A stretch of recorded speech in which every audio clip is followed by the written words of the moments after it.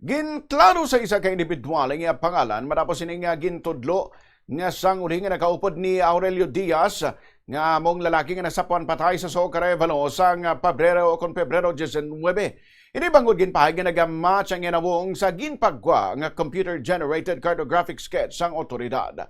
Sa interviewang Bomborado kay Police Captain Michael Tuburon, hepe sa Iloilo City Police Station 6, iya ginpahay nga nakabaton sila sang report nga mayara sang individual nga uloang gid sa sketch nga ilagin sa publiko sa isa ka piryahan sa Arevalo. Gilayon man nga nagpadulong ang ginaligar nga individual sa police station. Nagudklarohon nga pangalan nga wala sa sang kahilabtanan sa kamatay ni Diaz.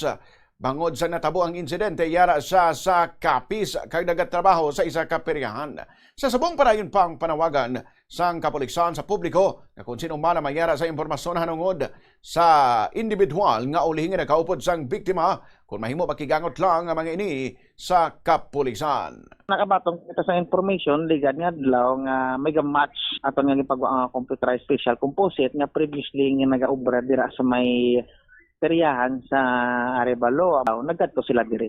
Kanya nag-cooperate man sa aton investigation.